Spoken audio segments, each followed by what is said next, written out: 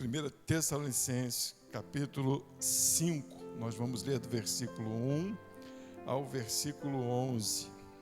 Mas, irmãos, acerca dos tempos e das estações, não necessitais de que se vos escreva, porque vós mesmos sabeis muito bem que o dia do Senhor virá como um ladrão de noite. Pois que, quando disserem a paz e segurança, então lhes sobrevirá repentina destruição, como as dores de parto, àquela que está grávida, e de modo nenhum escaparão. Mas vós, irmãos, já não estáis em trevas, para que aquele dia vos surpreenda como um ladrão, porque todos vós sois filhos da luz e filhos do dia. Filhos do dia. Nós não somos da noite, nem das trevas. Não durmamos, pois, como os demais, mas vigiemos e sejamos sóbrios, porque os que dormem, dormem de noite, e os que se embebedam, embebedam-se de noite. Mas nós, que somos do dia, sejamos sóbrios, vestindo-nos da couraça da fé, da couraça da fé e do amor, e tendo por capacete a esperança da salvação, porque Deus não nos destinou para a ira, mas para a aquisição da salvação, porque por nosso Senhor Jesus Cristo, porque morreu por nós, para que quer vigiemos, quer durmamos, vivamos juntamente com Ele. Por isso, exortai-vos uns aos outros e edificai-vos uns aos outros, como também o fazeis. Como ladrão de noite. Esse estudo aqui é legal, eu gosto muito de falar da volta de Jesus. Quando eu era bem novo, eu tinha a vontade de casar, né? Namorar, casar, e eu ficava falando para Jesus não voltar, não. Espera eu casar. Depois que casei, eu falei, Jesus, volta logo. Jesus. Mas o entendimento agora, não, a gente está brincando, mas o entendimento agora da volta de Jesus é muito maior, é muito mais prazeroso desejar a volta dele. A Bíblia fala que quando nós estivermos junto a ele, o prazer será inesgotável e o conhecer Deus vai ser plenamente. É algo que não tem explicação. Nós conhecemos um pouquinho de Deus. Quando a gente lê alguma coisa na palavra de Deus, que a gente recebe uma revelação que você entende, você fica todo bobo. A gente fica todo bobo, né? Aquela coisinha pequena que a gente olha para a Bíblia e fala assim, caramba, como que eu consegui chegar a isso? Não, o Espírito vai, revela e você fica todo animado. Isso vai ser numa proporção sem medidas de você conhecer a Deus e inesgotavelmente, eternamente. Deus vai se revelar para você eternamente nos céus, e isso sem preocupação, sem dor, sem lutas, sem pecado. Vai ser um prazer constante. Então, o prazer que a gente tem na terra de casar, de encontrar alguém legal, de uma amizade, de ver um jogo do Brasil e ir lá e vibrar porque o time ganhou, né? Esses são prazeres pequenos, mas no céu o prazer vai ser muito maior. E o que a Bíblia nos ensina quanto à volta de Cristo, o que é para a gente estar fazendo? Paulo diz no versículo 1 e 2, ele diz assim, mas irmãos, acerca dos tempos e das estações, não necessitais de que se vos escreva. Por que não é para escrever?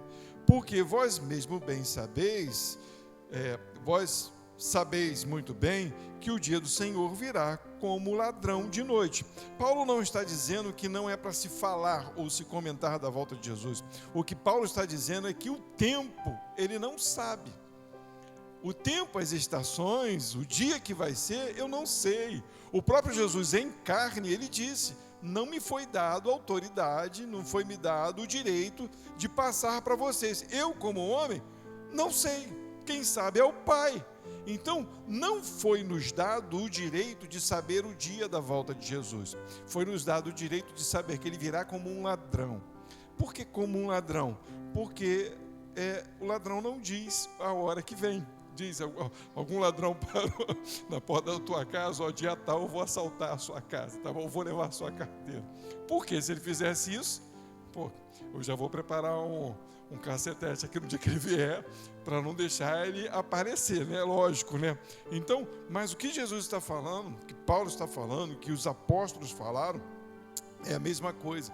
Vocês devem fazer algo antes de Jesus vir, que é o que a gente vai estar falando agora. Mas vamos falar um pouquinho sobre essa questão do que Jesus nos deixou como ensinamento. Lá em Mateus 24, capítulo 24, versículo 43, diz assim: considerai isto, se o pai de família soubesse a que vigília da noite havia de vir o ladrão, vigiaria e não deixaria minar a sua casa. Isso é o próprio Jesus que está falando. Se a gente soubesse a hora que o ladrão viria, a gente vigiaria. Mas a gente sabe que vai vir, ou que pode acontecer. E o que a gente faz? A gente tranca a porta, ok? A gente não vai deixar o cadeado destrancado do portão. Você chega em casa com o seu veículo, você estaciona, mas você tranca o cadeado. Não, eu só estou narrando aqui um fato, tá bom? Porque era igual lá no morro. A gente chegava em casa, não tinha janela, não tinha vidro, não tinha porta, ficava tudo aberto. Tudo aberto. Mas a Bíblia fala que a questão da confiança em Deus, né? Porque a gente fala assim, não, eu confio em Deus, não vai acontecer nada. Não, o próprio Jesus nos disse para vigiar. Se é para vigiar, porque as coisas podem acontecer, ok? E um fato mais importante que a gente deve vigiar é quanto à sua volta. Porque da mesma forma como um ladrão não avisa, ele também não vai avisar. Ele vai vir e quando chegar, se você não estiver de prontidão, você pode ser pego de surpresa. Por isso ele deixou escrito. Se o pai de sua família soubesse, ele vigiaria. Mas como nós sabemos que ele vem, só não sabemos o dia, o que a gente faz? Se prepara. A gente fica pronto, mesmo que a gente não saiba o dia, mas pronto para que quando ele vier, a gente não seja pego de surpresa. Segunda carta de Pedro, capítulo 3, versículo 10. Essa é outra coisa muito importante que a gente precisa saber com a volta de Jesus. Mas o dia do Senhor virá como um ladrão de noite, no qual os céus passarão com grande estrondo, e os elementos ardendo se desfarão, e a terra e as obras que nela há se queimarão. Entendam, quando Jesus vier, não tem segunda chance. Então, o que os apóstolos nos ensinaram, o que a gente precisa entender? A gente não sabe o dia da volta, mas nós precisamos estar preparados, porque não haverá uma outra chance. Quando Jesus chegar, tudo vai ser desfeito. Acabou. Aquele é o último momento. Acabou. O apóstolo Pedro está nos ensinando isso, para isso mesmo, para a gente poder ficar esperto quanto à volta de Jesus. Apocalipse capítulo 3, versículo 3. Jesus se revela a João, não mais o Cristo em carne, né, no mundo, mas o Cristo glorificado. Diz assim: lembra-te, pois, percebe isso, de que tens recebido e ouvido. Então lembra-te, pois, do que tens recebido e ouvido. O que a gente tem recebido e ouvido? A palavra de Deus. O que ele tem deixado para nós é para que a gente possa ficar apercebido, para que a gente possa vigiar, para que a gente possa ficar esperto, para que a gente não durma. Então, Jesus está dizendo, lembra do que vocês receberam, lembra do que vocês ouviram, lembra. E aí ele continua dizendo assim, e guarda-o, não ouve, não recebe e deixa de lado. Recebeu, ouviu? Agora guarda. E arrepende-te. Entende? Toda palavra bíblica sempre vem no final com uma exortação de arrependimento. Porque quando nós ouvimos a palavra de Deus e nós a entendemos, notório que vem o arrependimento. Por quê, pastor? Porque a gente não vigia do jeito que a gente deve vigiar. A gente começa a vigiar muito bem, começa a orar muito bem, começa a ler a Bíblia muito bem, mas a semana vai passando, ou às vezes nem a semana passa, a gente ora de manhã, de noite a gente está xingando, está com raiva de alguém, é rápido, né? A gente para de vigiar num segundo, mas então Jesus já deixa o entendimento de que a gente pode vir a pecar. A gente vai receber, vai ouvir, vai guardar, mas a gente vai deixar de algum momento vigiar. E o que a gente faz? A gente se arrepende, a gente volta para o caminho. Todo aquele que está em Jesus, que conhece Jesus, tem essa noção de que recebeu dele e que precisa estar nele o tempo todo. Não é que Jesus vai sair da gente, mas a prova de que estamos em Jesus, isso tem que ficar bem claro, é essa questão do arrependimento, de voltar para o caminho. Sempre. Jesus não sai da gente, mas você vê pessoas que começam muito bem na caminhada, mas nunca tiveram arrependimento. Conhecem a Bíblia de cabo a rabo, mas para elas tanto faz se elas estão no mundo ou se elas estão em Jesus. Então não há arrependimento. A informação que veio, o entendimento que veio, simplesmente só para a cachola ficar cheio de ideias. Não porque ela entende que Jesus vai voltar, não porque ela entende que um dia o Senhor vai resgatá-las. Então a informação que Jesus nos deixa é séria. Olha, o que vocês ouviram, o que vocês têm aprendido, guarda e se arrepende. Esteja sempre dosada com arrependimento, voltando sempre para o caminho. Aí ele diz: e se não vigiares, virei sobre ti como ladrão, e não saberás a hora que sobre ti virei. Entenderam? Então, quando Jesus nos dá essa informação, é para que a gente tenha no coração o entendimento que se de verdade nós estamos em Cristo. Tá bom? Então, toda vez que você ler algo, buscar algo, tiver algum entendimento, guarda no coração. E com muito temor, busque sempre o caminho do Senhor com arrependimento. Porque é notório que a gente vai buscar a Deus, vai aceitar as coisas que Ele está nos falando, e quando a gente sair na rua, a gente vai pecar, a gente vai deixar de fazer tudo aquilo que foi nos ensinado. Então Ele está dizendo: vigia, se arrepende, continue, permaneça no caminho. Ele nos dá a informação como se fosse uma fórmula. Não é uma fórmula, é uma questão de temor. Todo crente tem que ter temor a Deus, mas eu vou dizer como se fosse uma fórmula, né? É para que a gente possa ficar bem vigilantes, porque a gente vai errar, a gente vai pecar, a gente vai fazer o que não convém, mas Jesus já nos deixa o ensinamento de como agir. E isso é tão importante quando a gente se arrepende, que automaticamente o Espírito começa a nos encher novamente e nos edificar. Esses dias eu estava pensando muito nisso, porque uma palavra que um pastor trouxe, né, de falar de que a gente fica às vezes um tempão no celular, vendo um monte de vídeo, e a gente passa horas e horas vendo um monte de vídeo engraçado, porque agora a gente tem informação na palma da mão e informações rápidas, né? Você aprende a cozinhar, você aprende a fazer obra, você aprende matemática, tudo passando ali o dedo ali, né? Rapidinho você aprende hebraico, você aprende grego, num minuto. Você aprende um monte de porcaria, né? Só no correr do dedo aqui. Uma hora é matemática, outra hora é física, outra hora é gospel, daqui a pouco uma palavra do Senhor, daqui a pouco grego, hebraico, você vai passando. Daqui a pouco uma mulher pelada no negócio, né? É direto, porque é só você virar e aí vem um monte de comercial estranho, e aí no celular, aí você vem para o culto. Senhor, te agradeço, te louvo, te amo, a tua cabeça está cheia de informação. E em nenhum momento você prestou atenção no que foi dita a palavra, mas a tua cabeça está lá, nos vídeos que você assistiu, nos comerciais, nas informações. E era a hora da gente, caramba, era a hora de eu estar buscando a Deus, era a hora de eu estar temendo a Deus, era a hora de eu estar vigiando. E aí Jesus nos ensina o que nós devemos fazer. nós passamos mais tempo observando o mundo do que buscando a Ele.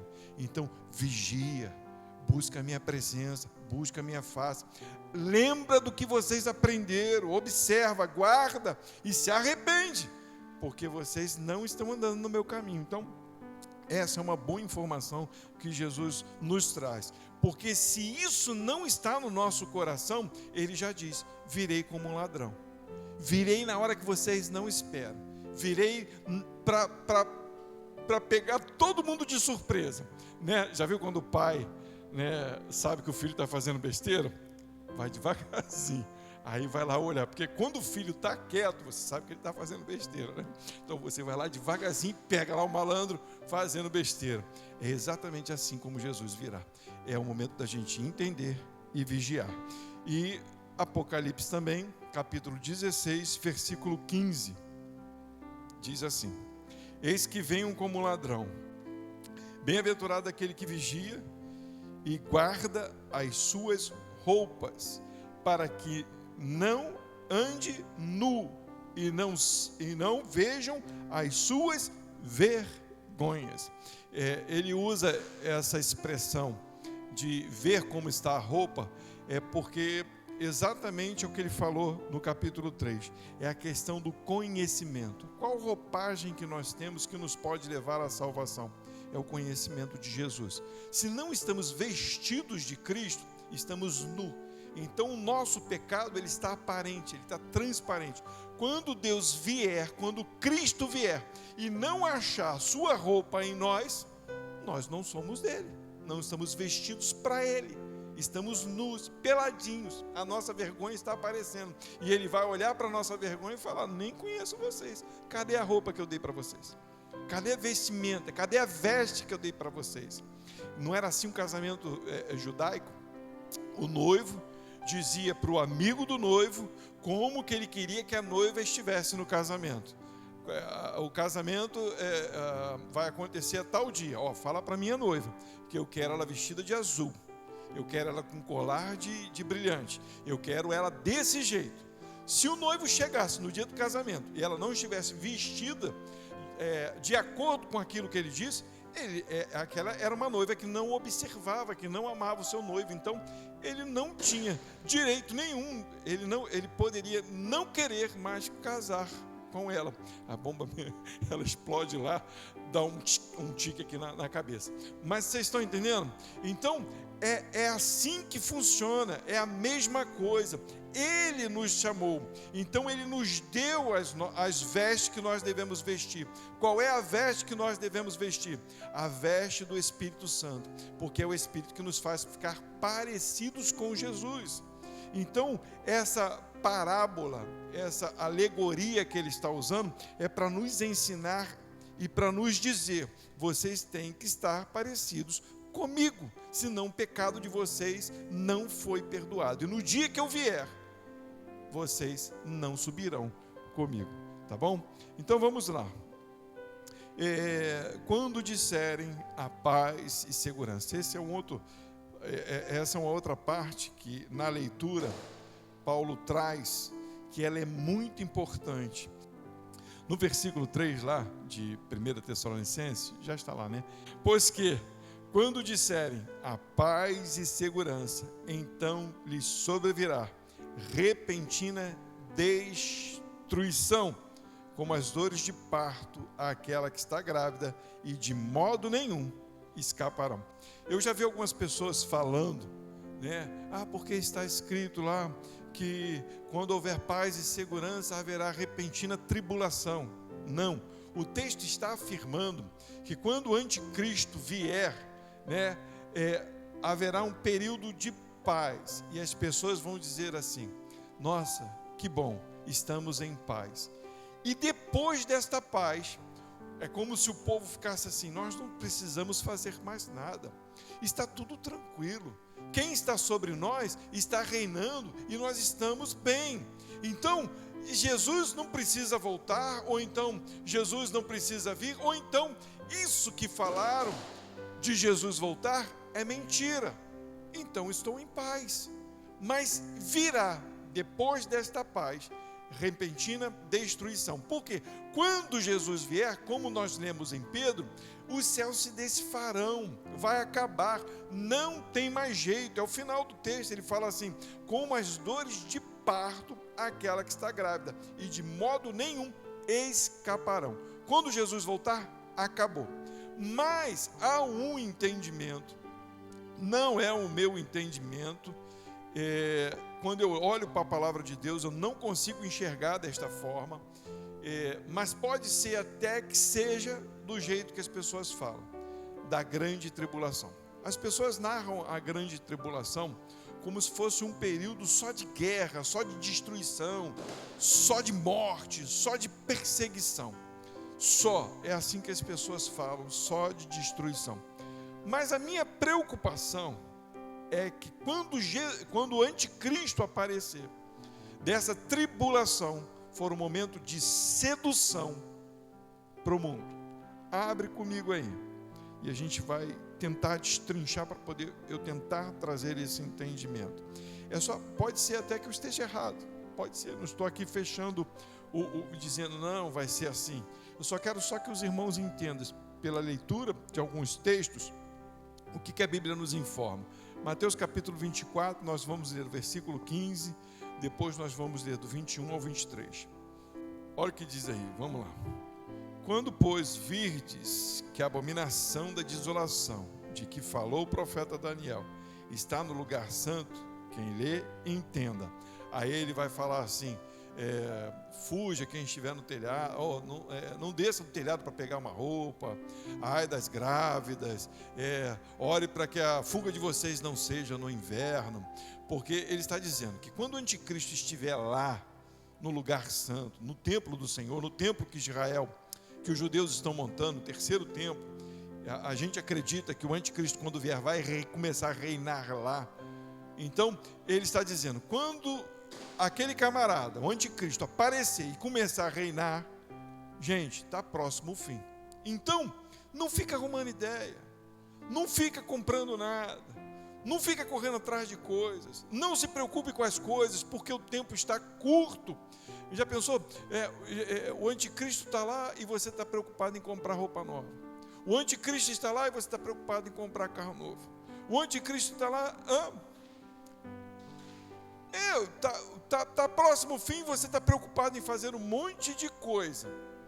Jesus está falando exatamente para nós assim: não se preocupe com essa vida, não se preocupe com as coisas desta vida. Ore para que vocês tenham um momento bom de fugir desta vida, destas coisas. Quando Jesus fala isso, ele está falando de duas épocas. Uma época em que os judeus foram perseguidos violentamente, e agora está falando da nossa época, dos últimos dias em que o anticristo vai reinar sobre toda a terra. Quando chegar um homem lá que reinar sobre toda a terra e sobre todos os povos, esse é o último anticristo, porque muitos já se fizeram anticristos, tá bom? Mas vamos falar de agora, desse momento. Se alguém disser, eu sou Deus, começar a reinar em Israel, se sentar no lugar, no templo de Deus, no terceiro templo, cuidado, está quase no fim. E o que esse cara vai fazer? Ele vai começar a seduzir os povos. Mas vamos ler aí, 21 em diante, agora desse texto que nós falamos. Agora fala de aflição, mas para quem é essa aflição? Porque haverá então grande aflição, como nunca houve desde o princípio do mundo até agora, nem tampouco haverá. E se aqueles dias não fossem abreviados, nenhuma carne se salvaria, mas por causa dos escolhidos serão abreviados aqueles dias. Então, se alguém vos disser, eis que o Cristo está aqui ou ali, não lhes deis crédito. Que aflição é essa? É agora que a mente da gente tem que começar a matutar aqui como que pode ser aquele dia. Pode ser um dia de muitas guerras? Pode ser. Mas o problema é que se ele começar a reinar, os povos vão começar a adorá-lo. e adorando a eles, aquele que não adora a ele, vai ser contra todo mundo, todo o sistema. Quem não adora o anticristo, não adorar o anticristo, vai ser contra o sistema. Então a aflição é para quem? No mundo. Será que são para as pessoas que estão adorando o anticristo? Eu só quero que a gente pense, tá bom? Abre comigo aí, Apocalipse capítulo 17, do versículo 3 ao 8. Olha o que diz aí. O Espírito levou João a um deserto e viu uma mulher assentada sobre uma besta, de cor de escarlata, que estava cheia de nomes de blasfêmia, a besta, né? E tinha 7 cabeças e 10 chifres. Esta mulher estava sentada sobre uma besta que tinha 7 cabeças, né? Era bem entendida, né? Tinha autoridade, tinha domínio, e 10 chifres, e também tinha muito poder. E a mulher estava vestida de púrpura e de escarlata, e adornada com ouro e pedras preciosas e pérolas. E tinha na sua mão um cálice de ouro cheio das abominações e da imundícia de sua fornicação. E na sua testa estava escrito o nome: Mistério, a Grande Babilônia, a mãe das prostituições e abominações da terra. E viu uma mulher e estava embriagada do sangue dos santos. Que aflição é essa? É para o mundo todo?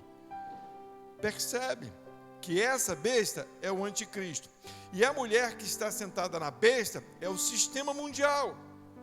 E que seduz, é uma prostituta, que seduz, faz com que todos os povos olhem para a besta. E diz assim, versículo 6, e vi que a mulher estava embriagada do sangue dos santos, e do sangue das testemunhas de Jesus. E vendo-a eu, maravilhei-me. Quem viu a prostituta se maravilhou? João, olha agora, com grande admiração. Percebe? E o anjo me disse, presta atenção, rapaz, por que te admiras? O anjo chamou a atenção de João. Ele está olhando para uma besta poderosa e uma mulher sedutora em cima da besta. E ele está dizendo, por que você está se admirando dela? O apóstolo João. A Bíblia diz que se o Senhor não abreviasse os tempos, nem os eleitos seriam salvos. Percebe? Então, quando vier, vem para seduzir. Que sangue é esse que ela está bebendo dos santos? Será que não é a sedução fazendo com que eles caiam? Então, a gente tem que ficar percebidos, porque se o anticristo vier dando fofura para todo mundo, dando chocolate a algum doce, alguém vai falar que ele é um demônio? Não, vai falar que ele é o cara, vai falar que ele é Jesus. As pessoas estão esperando Jesus vir reinar na terra. Eles não esperam Jesus vir e arrebatar o seu povo e acabar com tudo. As pessoas esperam Jesus vir reinar na terra. E a Bíblia diz, nós lemos lá em Mateus 24, que se disserem que Jesus está ali, não acrediteis. Não foi o que nós lemos? Então, essa prostituta, ela vem seduzir, e o próprio apóstolo cai na sedução, e o anjo chama a atenção do apóstolo. E a continuação, olha aqui, qual versículo que eu parei? 7, e o anjo me disse, por que te admiras? Eu te direi o mistério da mulher e da besta que a traz, a qual tem 7 cabeças e 10 chifres. A besta que vistes foi e já não é, porque ela vai reinar, mas o seu fim é próximo. É isso que o anjo está falando. Olha, essa besta que você viste, ela foi, mas já não é, porque está determinado o seu fim. Aí diz mais, e há de subir do abismo, olha, ela vem do inferno, e irá à perdição. E os que habitam na terra, cujos nomes não estão escritos no livro da vida, desde a fundação do mundo, se admirarão vendo a besta que era e já não é, e ainda que é. Entenderam? Então, vai subir o anticristo, vai reinar, os povos vão ser seduzidos pelo anticristo, as pessoas vão achar ele muito legal, e muitos daqueles que servem ao Senhor vão querer se render também a ele. Por que essa palavra é tão importante? Porque quando as coisas começarem a acontecer, quando o nosso coração começar a querer ser seduzido pelo mal, a gente precisa lembrar do que Jesus falou. Lembra o que está escrito? Lembra do que foi dado a vocês. Lembra do ensinamento, porque virei como um ladrão. E se vocês não estiverem vigiando, vocês vão ser seduzidos, vocês vão cair, e eu virei, e vocês vão ser deixados para trás, como diz o filme. Então, é para a gente poder ter entendimento. Todos dormiremos. Só para ficar mais claro ainda sobre isso, Mateus capítulo 25. Por que serão dias difíceis? Dias difíceis porque eu acredito que vai ser tão sedutor a ideia do inimigo, que se a gente não vigiar, a gente vai querer seguir esse caminho. Então, estejam apercebidos. Pode ser que eu esteja errado, pode ser que seja um dia de muita luta, mas eu vejo na história dos cristãos que toda vez que os cristãos foram perseguidos de morte, cresceram. Mas toda vez que foi colocado coisas para seduzir o povo de Deus, o povo caiu. É só a gente ler a Bíblia. Só a gente vê agora, exatamente. Hoje a gente vê uma pinca de pastor caindo com meninas novinhas. Isso aí vocês não acham que é Satanás colocando? E o pessoal fala, não, meu casamento não estava legal, então, e aí vai lá, bota Satanás a sedução, e o cara está lá na frente da igreja, dizendo que está tudo bem, mas a Bíblia fala que Deus viu o casamento, o primeiro casamento do cara, nós não estudamos isso na terça-feira, ele viu, Deus viu, e Deus odeia o repúdio, o divórcio, Deus viu, e os camaradas estão lá no púlpito, lá pregando para um montão de gente. Eu vou ler só um pedaço, né? É a parábola das 10 virgens, né? As loucas, tomando as suas lâmpadas, não levaram azeite. Perceberam? Elas levaram as lâmpadas. Entende que a lâmpada naquela época não é igual à nossa lâmpada. A nossa lâmpada precisa de energia para acender. Mas não, na lamparina tinha o fio. E se você botar fogo no fio, ele acende. Só que não tendo azeite, ele apaga. Elas levaram o fio, mas não levaram o azeite, tá bom? Então aí diz assim, não levaram azeite consigo, mas as prudentes levaram azeite em suas vasilhas, com as suas lâmpadas. E tardando o esposo, percebe, tosquenejaram todas. Não foram só as 5 imprudentes. Todas dormiram. Se ele está dizendo que todas dormiram, é para a gente ficar mais atento ainda. Deus está falando, vigia a igreja, porque vai ser dia difícil, vocês vão ser seduzidos, vai parecer que ele não vem, e parecendo que ele não vem, o pessoal relaxa, não vem mais não, deixa para lá, quando vier tá bom, e aí as pessoas vão relaxando. Todos dormiram, todas dormiram, e aí diz assim, e adormeceram. E adormeceram, só para a gente poder entender isso. Então, quando Jesus fala com João, mostra para ele uma besta poderosa, e em cima da besta, uma mulher sedutora, seduzindo os povos, ele está dizendo, vigia meu povo, porque se vocês não vigiarem, vocês vão cair também, vocês vão dormir também. Então a gente precisa estar esperto, pegar esses ensinamentos, trazer para o coração e lembrar em todo o tempo do que Jesus está falando. Não permitir que a sedução do mundo, que as pessoas nos tirem do foco principal, que é a presença de Deus. Existe uma ideia muito errada no mundo, é que se você receber uma cura, aquela pessoa é de Deus. Se você prosperou, aquilo vem de Deus. Se você foi numa igreja, oraram por você, resolveu o teu problema, aquilo é de Deus. Cuidado com essas coisas. Se Deus fizer, glória a Deus, eu recebi a cura, se Deus me fez prosperar, amém. Mas se saiu da palavra dele, posso ser curado do jeito que for, pela mão de quem quiser. Se Deus fez, honra honra e glória a Deus, não dá honra e glória ao homem. Não segue a homem, não segue em nome de Jesus. Vou lá para aquela igreja lá, porque aquela igreja cura. Que eu fique torto, mas que eu entenda a palavra de Deus. Eu não posso ser seduzido, porque se eu chego lá e o cara diz, aqui tem, opa, Jesus falou, cuidado com os falsos profetas. Porque o próprio Jesus, quando curava, falava assim, não falar para ninguém. Se o próprio Jesus não quis ibope, por que o cara quer? Semana da cura, bota lá no Face lá. Cara, cuidado com esse pessoal. O pastor está falando isso porque quer puxar sardinha para a sua igreja. Ou não, eu tenho que falar da palavra de Deus. Quer ir para outra igreja? Vai lá para a Mariazinha que ora, lá para a unção poderosa lá que cura, pode ir. Mas eu tenho um compromisso com aquilo que Deus está me ensinando para que eu não durma. E se eu dormir, o meu azeite esteja lá completinho, porque quando Jesus voltar, bater as portas, opa, tem azeite aqui.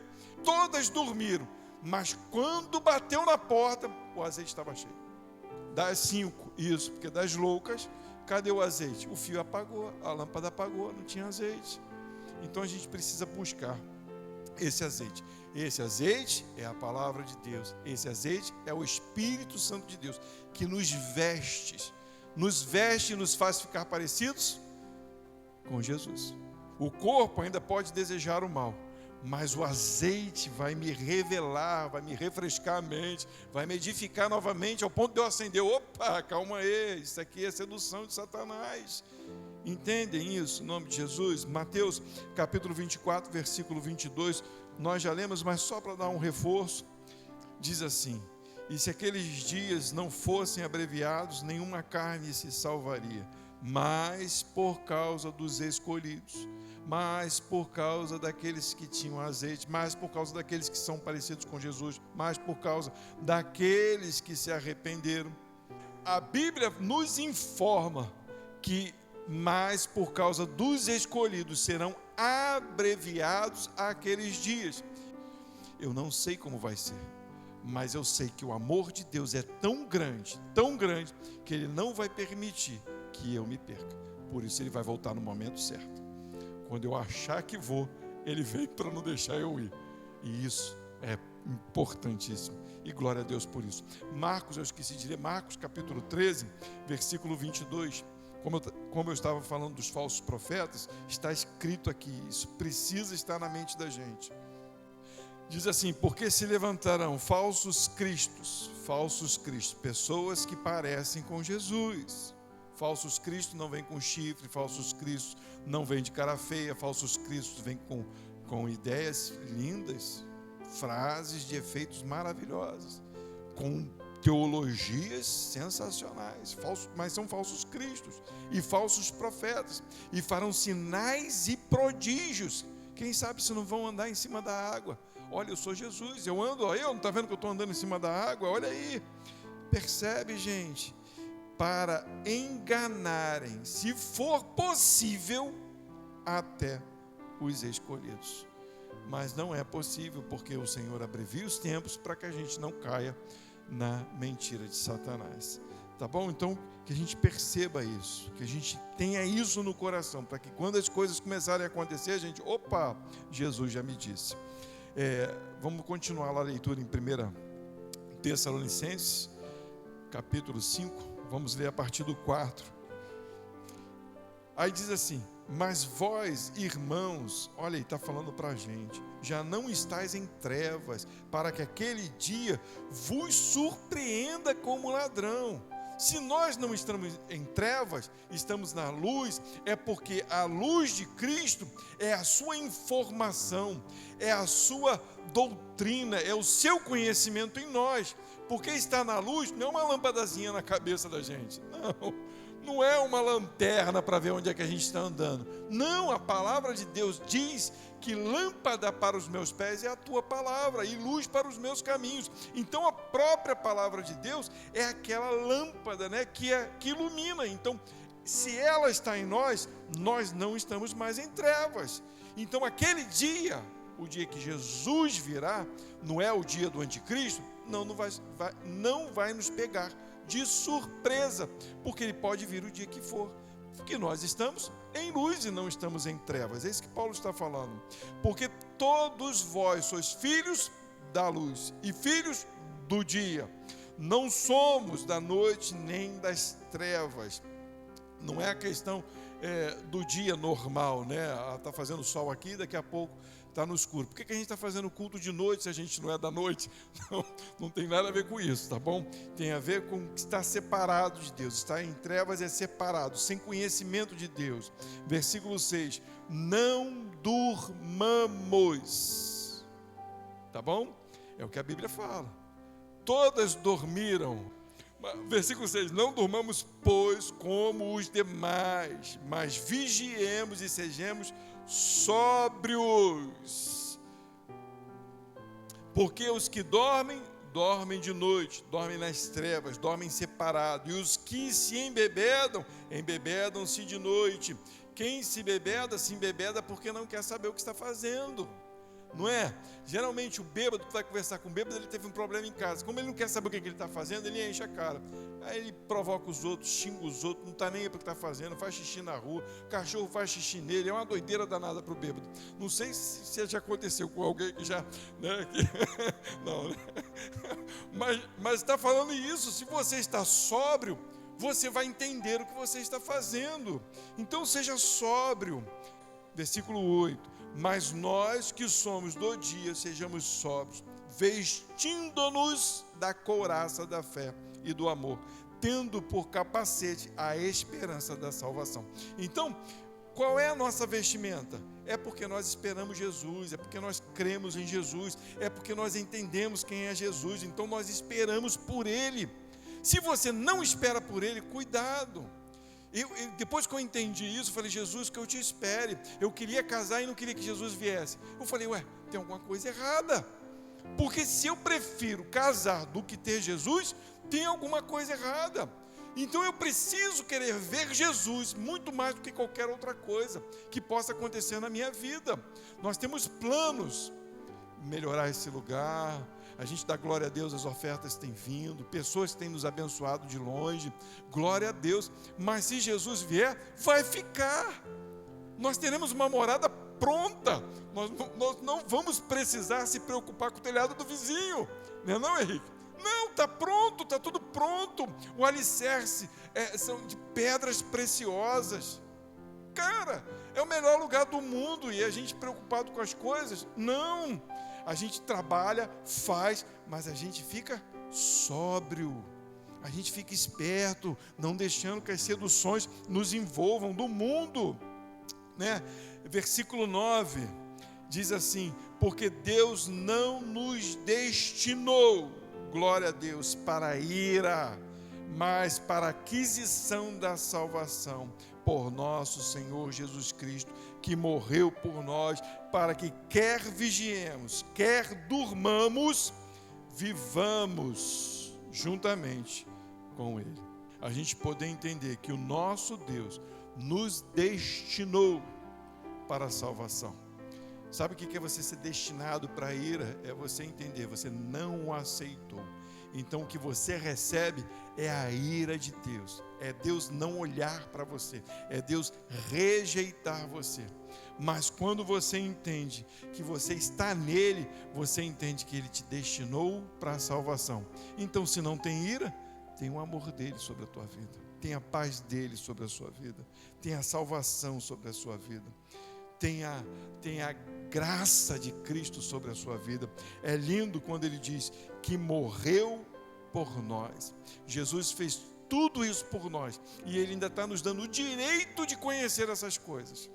Se ele nos dá o direito de conhecer essas coisas, a gente vai pegar e jogar fora? Não. Ele está nos dando o direito ainda de entender que mesmo que a gente fique sonolento, venha chegar a dormir, ele nos destinou para a salvação. Se a gente der a bobeira, ele vai lá e nos acorda, assim como fez com João. João, está se admirando disso por quê? Está olhando para o mundo para quê? Está olhando para esse sistema por quê? Vigia, João, volta. Isso aí é laço, como diz os pentecostais, é laço, e do inferno vai te levar para a perdição. Mas ele desperta João, para João poder entender que é um tempo difícil que os cristãos vão passar. Eu queria muito que a gente pudesse entender isso e isso ficasse na nossa mente. E que a gente pudesse dar glórias a Deus por causa da morte e ressurreição de Cristo que nos destinou para a salvação. E aí ele diz, versículo 11, para encerrar, dizendo: por isso, exortai-vos uns aos outros. Como é que a gente exorta o nosso irmão? Falando dessa verdade. Não fica inventando moda, não fica contando historinha. Vem para a minha igreja que lá você vai receber cura, vem para a minha igreja que lá você vai ver um negócio legal, vem para a minha igreja, pode até vir na minha igreja, mas lá nós falamos do amor de Jesus, nós lá pregamos a salvação, lá nós pregamos sobre a palavra de Deus que nos deixa esperto para os últimos dias, lá nós pregamos sobre a volta de Jesus. Jesus virá como ladrão. Então ele está falando para nós nos exortarmos assim: e edificai-vos uns aos outros, como também o fazei. Como que é edificar o seu irmão? Como que a gente edifica o nosso irmão?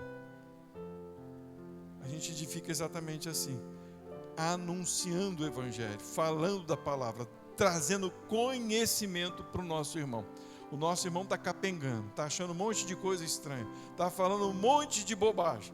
Ele está em ruínas, né? Porque se ele não está conhecendo bem a Deus, então ele está em ruínas. Então o exorto: sai desse caminho, meu irmão.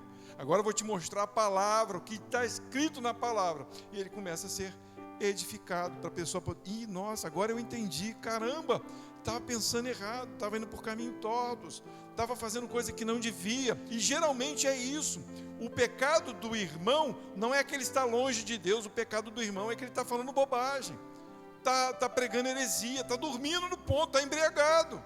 E você tem a obrigação de ensiná-lo a voltar para o caminho, para que ele desperte, sacode ele, exorta ele e edifica ele. Que você seja uma ferramenta na vida do seu irmão, que a gente seja uma ferramenta na vida daqueles que estão à nossa volta, e que a gente não tenha medo da volta de Jesus, e que a gente não tenha medo da sedução do mundo. Não queira jamais cair na sedução. Lutem contra, lutem. Acho que Deus já deixou bem claro esse exemplo para nós, né? Hoje em dia, nós vemos o que nós temos facilidade de querer e cair, né? O que nos dá prazer. E tem coisa que te dá prazer que não te faz bem. A pastora estava falando na questão de comida, né? Não pode ver um doce, né? Não pode ver um doce. Amo quando ela faz pipoca e faz aquele docinho. E a gente, se eu acabar de jantar, depois ela faz aquele panelão de pipoca doce, o que a gente faz? Cai dentro daquela pipoca doce. Mas a gente sabe que se a gente ficar comendo pipoca doce todo dia, ser seduzido por aquilo, vai trazer problema para a nossa saúde. Então Deus permitiu exemplos no mundo para a gente poder entender que a gente precisa resistir às seduções. Estou falando de pipoca, mas é de tudo. O homem resistir a uma mulher, a mulher resistir a um homem, resistir a coisas que de repente você quer adquirir, mas não está no tempo. Então Deus te mostra que você tem como lutar contra essas coisas. Você vai ser firme: não vou comprar, não vou comer, eu vou ser persistente, porque eu sei que aquilo vai me fazer mal, aquilo vai me levar para o mau caminho, e eu quero, mas o Senhor me ensinou que eu posso lutar, e eu vou lutar até o fim. É assim, a sedução vem e você luta, e para que Deus, né, comprove e diga: realmente você é um filho de Deus, um cristão. E agora você vai e exorta aos teus irmãos da mesma forma com que você está sendo edificado. Amém?